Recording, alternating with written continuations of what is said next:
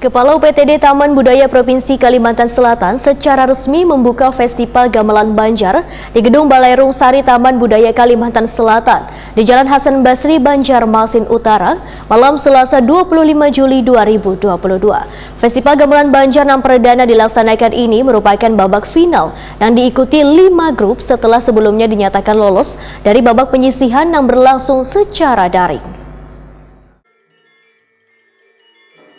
Kepala UPTD Taman Budaya Provinsi Kalimantan Selatan secara resmi membuka Festival Gamelan Banjar di Gedung Balai Rung Sari Taman Budaya Kalimantan Selatan di Jalan Hasan Basri, Banjarmasin Utara, malam Selasa 25 Juli 2022. Festival Gamelan Banjar yang perdana dilaksanakan ini merupakan babak final yang diikuti 5 grup setelah sebelumnya dinyatakan lolos dari babak penyisihan yang berlangsung secara daring. Ada 3 orang juri yang memberikan nilai dalam Festival Gamelan Banjar ini, yaitu Dr. Andes Muhlis Maman, Topik Rahmat Hidayat, Wan Gandung Jatmiko MPD. Berdasarkan dari hasil penilaian Dewan Juri, menetapkan Nada Benua Etnika Wan Stikip Pegari Banjarmasin sebagai penyaji terbaik.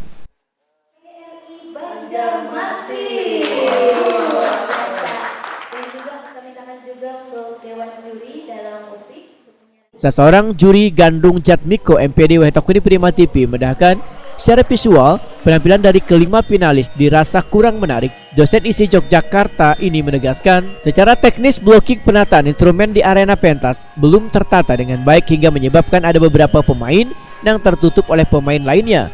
Gandung Jatmiko berharap Taman Budaya Kalimantan Selatan bisa memberikan wawasan dan pengetahuan lebih dalam bentuk workshop kepada para pelaku seni. Gandung Jatmiko mengapresiasi terhadap pengembangan musik gamelan Banjar di kalangan kekanakan sebagai bentuk pelestarian kesenian tradisi agar bisa terus diwariskan di masa yang akan datang. Instrumen musik dalam hal ini gamelan di area pentas yang disebut proceeding stage itu harus nampak semua, karena kalau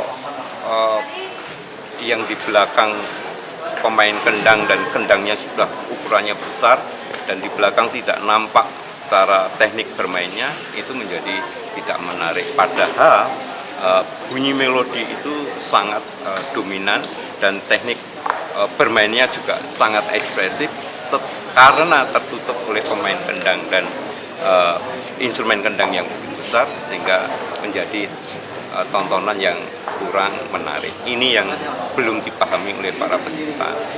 Namun demikian saya paham mereka penyaji hari ini mungkin belum mendapatkan sesuatu keilmuan atau workshop dari UPTD Kalimantan Selatan. Saya berharap UPTD Kalimantan Selatan bisa memberikan keilmuan, pengetahuan, wawasan pada sanggar-sanggar yang ingin menyajikan. Tetapi yang luar biasa, Kalimantan Selatan tidak akan pernah kehilangan gamelan Banjar, karena eksibisi hari ini sangat luar biasa, dari anak-anak SD sampai anak-anak SMP yang sudah menyajikan begitu lebih ekspresif dibanding penyaji yang mengikuti festival. Kepala UPTD Taman Budaya Kalimantan Selatan Suharyanti SSN menyatakan, festival ini salah satu program untuk melestarikan budaya yang ada di Banua hingga lebih tersentuh lagi secara spesifik terkait dengan gamelan Banjar ini. Sehingga kedepannya gamelan Banjar, ujar Suharyanti, akan lebih eksis lagi agar kada tergerus oleh zaman. Diskusi dan sebagainya. Kita sengaja membuat atau melaksanakan kegiatan tersebut karena kita ingin melihat seberapa jauh sih perkembangan si nayaga atau komunitas gamelan ini eksis di kabupatennya masing-masing. Seberapa mereka itu dalam memberikan sebuah iringan-iringan di dalam gamelan ini. Nah, di sini kita lihat sedemikian perkembangannya, ada yang mungkin sudah mengalami perkembangan, mungkin masih ada yang klasik dan sebagainya.